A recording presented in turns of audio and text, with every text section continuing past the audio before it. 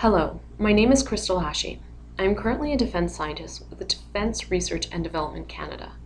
I completed my Master's of Educational Psychology at the University of Saskatchewan and my doctoral degree in education at the University of Ottawa in the area of measurement and evaluation. I have worked with the Department of National Defense since 2009, and my projects include a multi-departmental study involving the Department of National Defense, Veterans Affairs Canada, and Statistics Canada, evaluating participation in Canadian Armed Forces sports programs, understanding the resilience of children of a parent coping with a Canadian Armed Forces service-related illness or injury, and examining health trends among Canadian Armed Forces recruits using the Recruit Health Questionnaire. Today I will be presenting on a project titled Resilience of Children of Ill and Injured Canadian Armed Forces Members, a Parental Perspective. The current presentation will go over the following areas.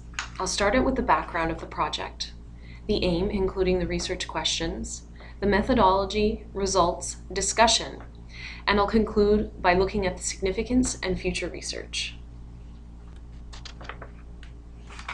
Children of military members face various stressors, which can negatively impact their health and well-being.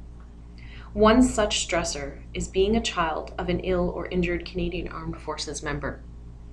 The purpose of the current presentation is to explore the experiences of children of ill and injured members through the eyes of their parents.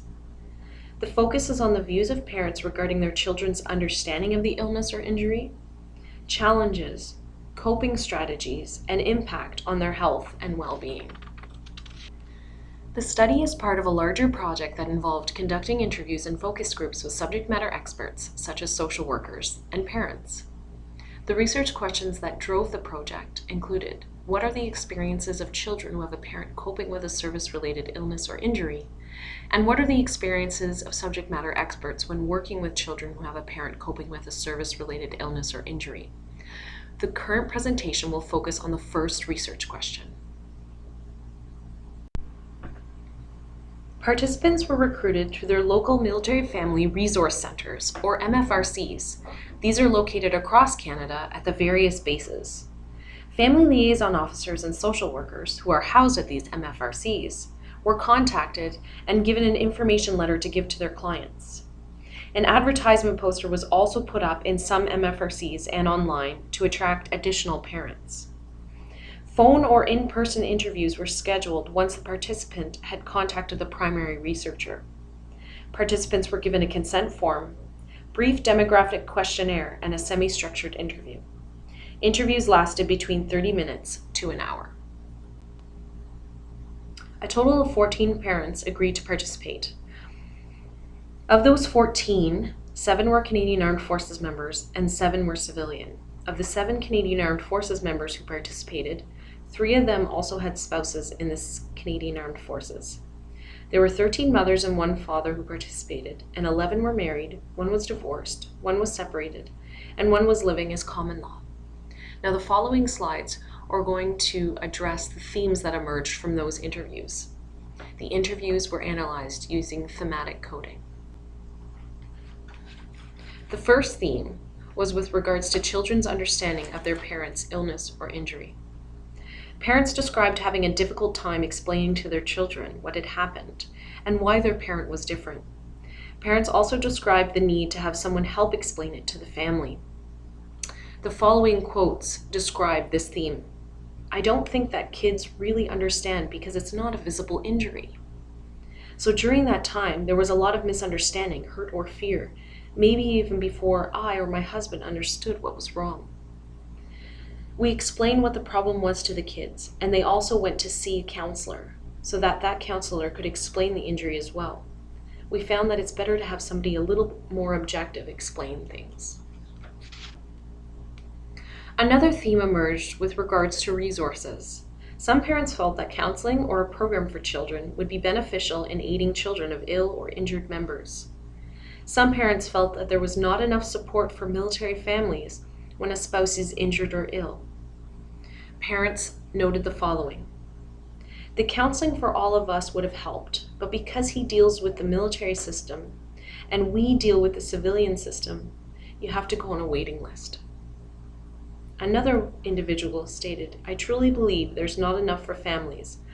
I believe that families continually fight for help and support. It's a constant battle. There's nothing for the moms, nothing for the spouses, and there's very little for the kids."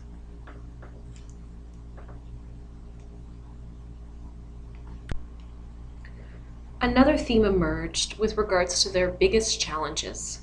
Parents noted that some of the challenges for children included the many changes in their lives, such as a parent responding differently or a lack of social support. Parents noted the following: "We post from one base to another base, and it's not consistent, so we try and keep as many consistencies as possible." Another parent noted, "There's a significant amount of time when having that social support would have been greatly beneficial."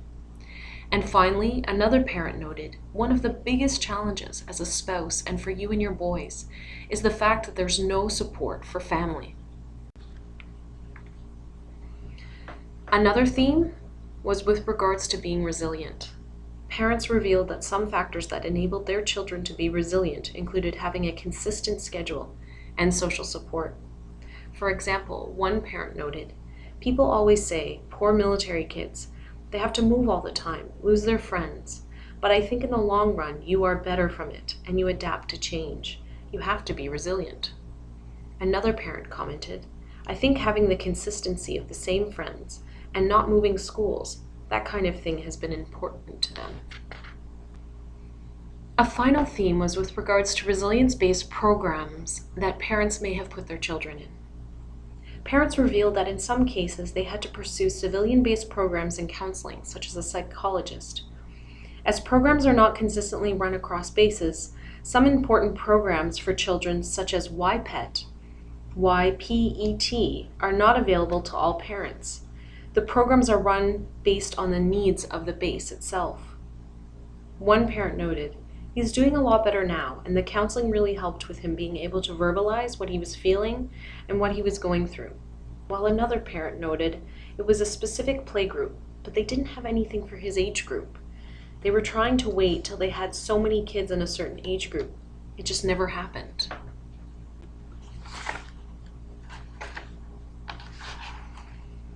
This study sheds light into the coping strategies children may use when their parent has a service-related illness or injury.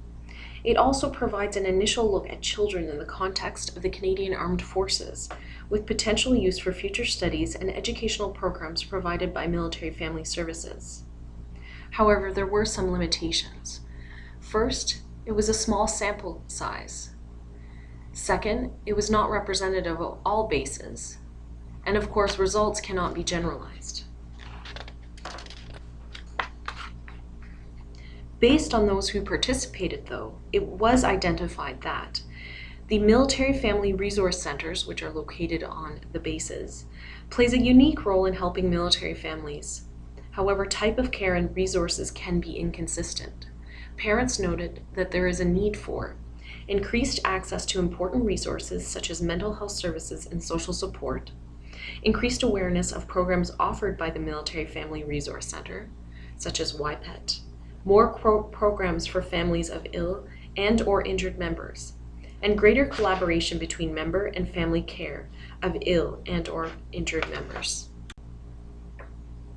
Some of the future research that came out of this project include surveying various military family resource centers on their approach to care, resources, needs, and programs, that is, using a quantitative methodology, and exploring mechanisms for enhancing mental health resources for families, particularly children.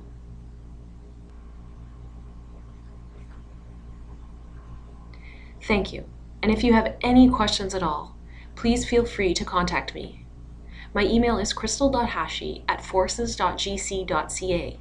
It's also located on the first slide.